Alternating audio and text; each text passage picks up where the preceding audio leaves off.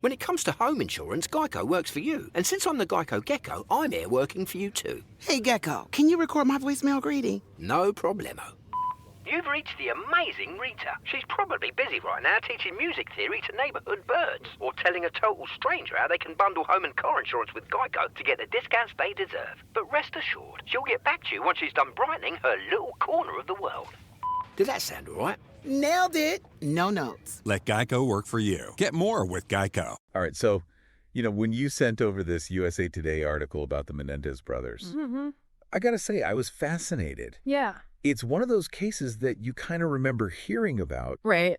Growing up. But then to see that decades after they were convicted for killing their parents, Wow. Jose and Kitty Menendez, now we're suddenly talking about, like, resentencing and then potentially even getting released. It is. It's crazy. It's a wild turn of events, wouldn't you say? It really is. And it makes you think about how much our justice system has changed, even in the past couple decades, and how that's impacting people who were convicted years ago. For sure, yeah. So for everybody listening, let's sort of unpack this a little bit. Like, rewind back to 1996, right? Okay. That's when they were convicted. Yep. So what's changed since then? Why are we even talking about resentencing them now? Well, the big thing is the law in California has actually changed, like the actual legal code. Okay. So there's this thing called California Penal Code 190.2. Okay. And it's specifically about murder cases and special circumstances. Got it. So back in the 90s when they were convicted, that law allowed for really harsh sentences. Yeah.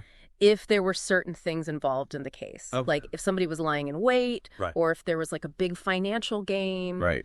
So those things could add on like extra time to someone's sentence. I see. But now they've changed that law. They've limited how much those things can actually impact a sentence. Okay, interesting. So that's why the Menendez brothers are getting this new chance, Right, so it's not necessarily that anybody thinks that they're innocent now. Exactly. It's just the law itself. It's just the way that the law is written has changed so much, Right. It's a technicality in a way. It's fascinating. Yeah, and so this case, going back, I was in high school.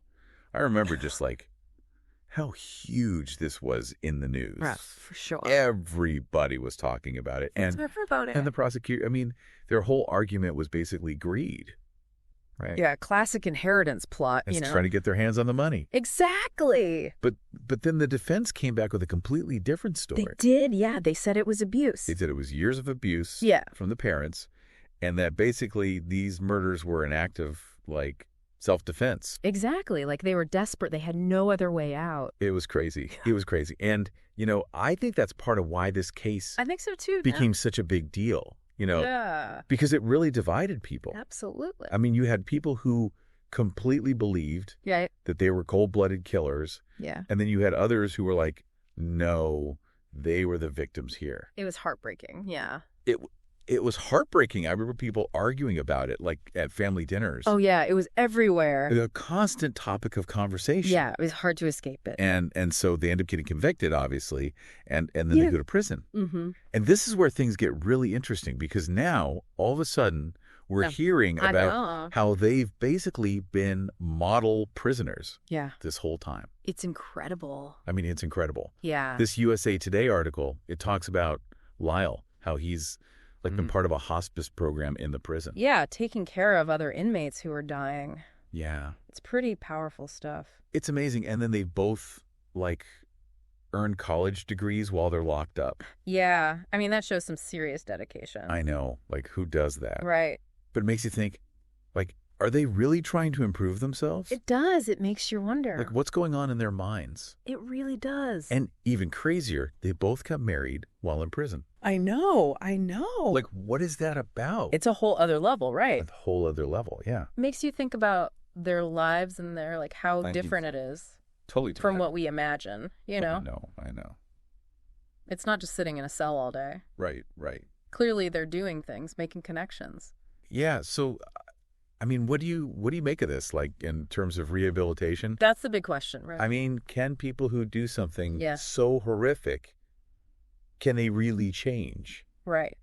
Like, are they capable of true transformation? I mean, it really makes you think. It does. It makes you re-examine everything. About the justice system and, like, what it's supposed to do. Exactly. Like, what's the goal here? Is it just punishment, or is it also about giving people a chance to become better? And how do you measure that change? You know? Right. Like, how do we know if it's genuine? Yeah, and I think, it's easy to get caught up in all of this, but I think it's really important to remember the victims in this case, too. Of course, absolutely. Jose and Kitty Menendez's family, their friends. Yeah.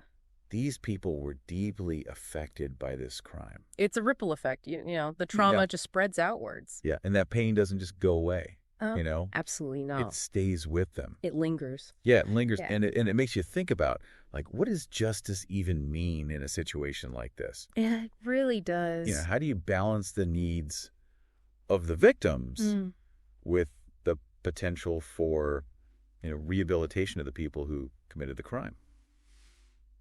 It's a tough one. It's a tough one, yeah. It's a really difficult balance to strike. So here we are, all these years later. Yeah. We've got this legal battle going on. Right. About whether or not they should be resentenced. Mm-hmm. We've got these brothers who seem to have completely turned their lives around in prison. But then we also have this huge question mark hanging over their heads. Totally. Like, what happens if they do get released? Exactly. What kind of future awaits them? Right, like, can they truly reintegrate into society? Yeah, and will people even accept them? Yeah, will they be given a real chance? I mean, it's a real-life experiment in second chances. It really is. It's fascinating, but it's also, like, kind of terrifying. Yeah.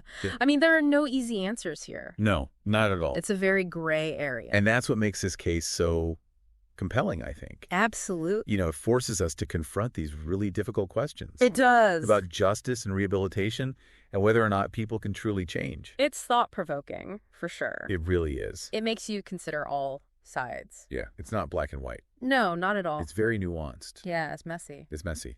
That's life, right? Yeah, that's life. Today is your lucky day.